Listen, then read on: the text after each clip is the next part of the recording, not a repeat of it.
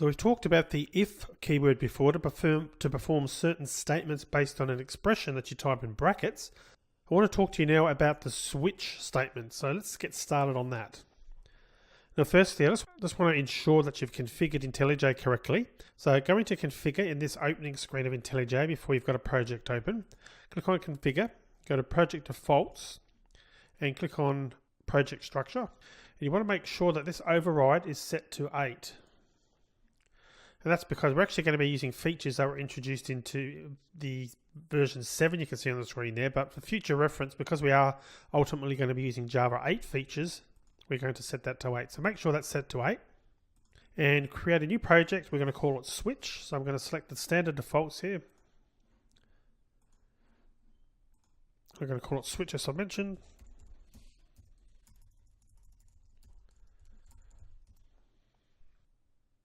Incidentally, if you've already created a project and you want to know how to set it so it uses that JDK8 feature that I showed you in the project defaults, I'll show you how to do that now. So go into the File menu, click on Project Structure, and you'll set that to version 8. Click on OK. Okay, so let's make a bit of space, as we always do. So the switch statement. So again, talking about this, we've seen the if statement used before. We can start off with an integer, value equals 1. You've seen something like this: if value equals double equals 1, 1. Else if value equals 2,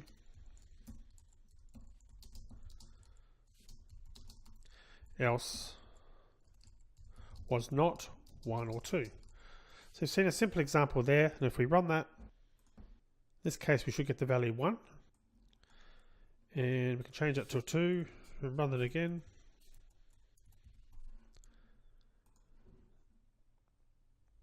The value on the 2, you get the value of 2, so you can see there, and of course if we specify 3 we should get neither, well sorry, was not 1 or 2. So nothing unique about that. Now this can get a little bit messy if you've got 10 values to test, or like a large number of values that you want to test and perform different code for based on that value. There is an alternative, and that's using the switch statement. So let's do something equivalent, do the equivalent to what we've done above, but using a switch statement. So we're going to put int, we'll call it switch value, and we'll set that to 1 again. Now the switch statement is comprised of the switch keyword, so it's switch, then the value that we want to test, the actual variable name or expression, so we'll put switch value, and then we put start a code block, like so. And what we do then is that we then type the word case, and what we want to test for, so in this case we want to test for the literal value 1, so I'm going to put 1, then put colon. So that's testing now for the value 1, so that's equivalent of doing if switch value equals 1. We then type in the code that we want to execute if the value is 1. So I can put value was 1, like so. We then type in the break keyword, and what break does is it terminates the enclosing switch statement, and control continues at the line after the switch block. So I type break, like so. Based on that, what's going to happen is when the code is executed for 1, it's going to print out system.out.println value was 1, break, which means it's then going to come down to here and start executing any other code that we had sort of after here from this point onwards. More code here. So in other words, it would break, it would come down to here and continue processing. Now we can use multiple cases. We can put another one. We can type case 2. Value was 2. And we'll type in break again. Under that circumstance, we also want to break to that break out of the switch statement. And the final equivalent to the else statement, which is where we want to do a test for all other circumstances, we don't type else, we type another keyword, default. And default means any other case that's not been covered above, this is what I want you to do. So in that case, we would put was not 1 or 2. And then we do a final break as well. So that's the switch statement, and we can run that. And we can see here value was 1, And just to confirm it, we'll actually comment out this other code for now because we don't need that if code anymore. Just so we know that we're getting the values from the right place. Value was 1. Value was 2. We can do a test for. Value was 2.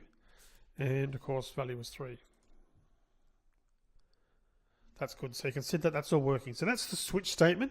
Now it's often a matter of style to choose the if statement or the switch statement, because both can really achieve the same thing. You can see that we used if value equals 1. Effectively is equivalent to using a switch statement and putting case 1. The if statement is a little bit more flexible in that each time we do a test here, we don't have to use the same test criteria. So we could put if value equals 1, else if, cat equals 4. In other words, a different variable altogether. In the case of the switch statement, we're testing only the switch value here, and we're testing different values for that same value. So we can't actually then introduce a different variable type to test for argument's sake. We're just testing this one variable here in the switch statement. So switch is good to use if you're actually testing the same variable and you want to test different values for that variable. Now you can see that there would be situations where if you had 20 values to test for, this could get a little bit tedious. So there is actually a bit of a shortcut. What we can do is we can type case 3, case 4, case 5. And then we could put something like, was a 3 or a 4 or a 5. Break. So we assigned 3 to the value of switch value.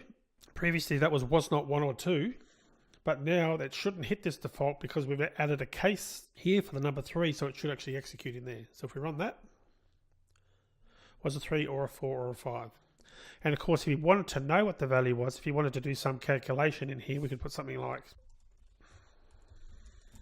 actually it was a switch value, because of course we know what the switch value is. So we could run that. So we could still actually process that. So you could have a case here for case 3, 4, 5, 6, 7, 8, 9, or 10. We can still do some calculation based on the actual value of switch value. The important thing is here, we're grouping multiple case tests together in the one line effectively, which makes it a lot easier. Now, one of the important things to note here is the use of the break keyword. If you don't have this break, to create a break statement, in other words, you'll get unpredictable results. And just to show you what will happen is I'm going to comment out this break here. And if I run this, bearing in mind what happened before, we saw 2 lines of output. If we run this now, can you see what's happened there? So it was a 3 or a 4 or a 5. Actually, it was a 3, was not 1 or 2. So why has that happened? Well, the reason it's happened is we've taken out this break statement. So what's happened is processing got to here based on the fact that the switch value was set to 3 in this case. So it executed those 2 lines and printed those both out. But then there wasn't a break statement, so it continued on to this line here and then eventually did a break to get out of the code.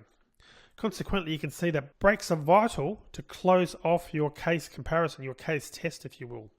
If you don't do that, the output will fall through to the next case and continue on until it finds another break, if any, or until it finishes off the switch statement.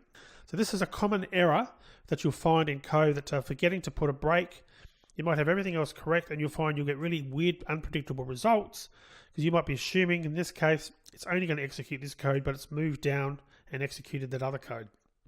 And in a worst case scenario, see that we'll get rid of it, we'll comment out that break and that one, and we'll set the switch value to 1, run that. You can see we've got all these values. So it's process 1, process 2, process case 3, 4, and 5, and the default. So it's processed everything because there were no breaks. So make sure that you do add those breaks. It's very important.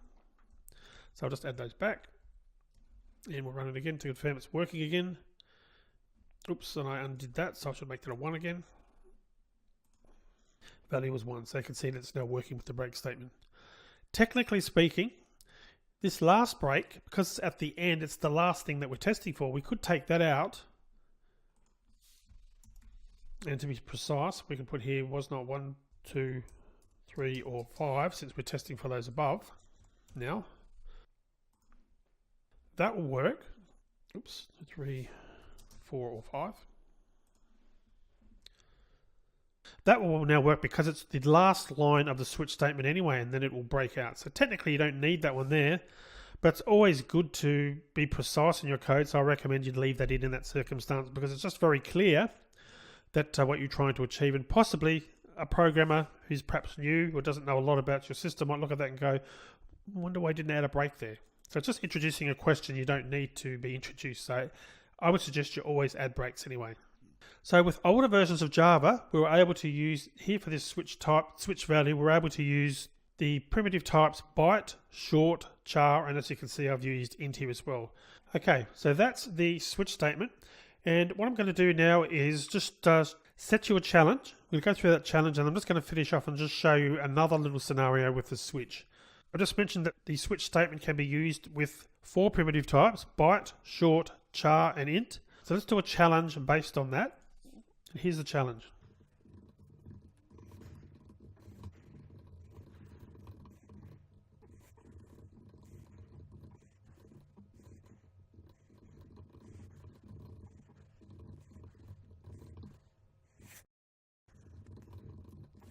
Okay, so your test is to create a new switch statement using char primitive type instead of an int.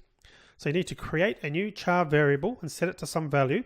Then you need to create the switch statement, but this time you'll be testing for the values A, B, C, D, or E in the cases. Display a message if any of these are found, and then break, and add a default also at the end, which displays a message saying, A, B, C, D, or E was not typed. All right, go ahead and do that, and pause the video now, and when you're finished, come back and you can check out my solution. Okay, how did you get on? Did you figure it out? Well, it's actually, the code is very similar to what we've got above, but we're just really changing data types. So it's really just a case of putting char, and we'll call it my char value. And let's set it to an initial value of A. So the switch statement, I mentioned that's compatible with char, so we can type char value. So that's exactly the same, but it's just specifying the char value instead of the switch value we used above, which was an int. Then the case will be case single quote A, because that's how we define a char, with single quotes, colon, and out A was found, add a break, and then we can do the same. We can put B, for example,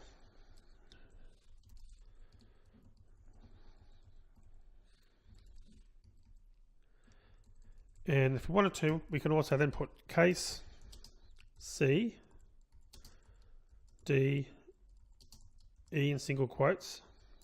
And we could put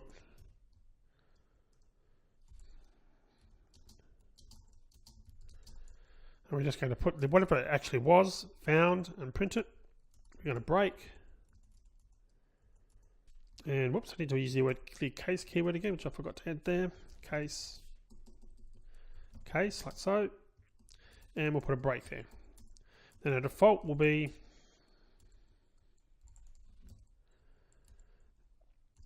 something like could not find A, B, C, D, or E, and break. All right, so let's give that a go. We've got the value A that we've defined, so we should get a message saying A was found. A was found, so we can change the value to B. B was found, and let's just try D, knowing that that's part of the C, D, and E test. D was found, and we can put something like a G there. Could not find A, B, C, D, or E. So that's how to use char, the primitive type char, in a switch statement.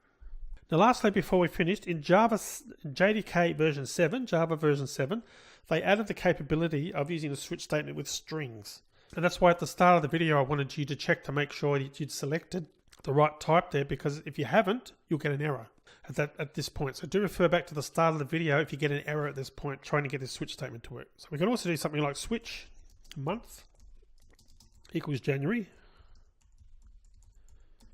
We can do switch month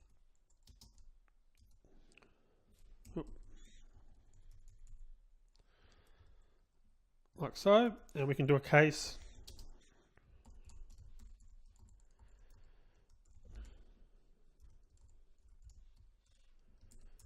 Break, and we'll just do one more. We won't go through all 12 months. We'll just say June, my birthday month. June abbreviated. Okay, then we'll just do a break.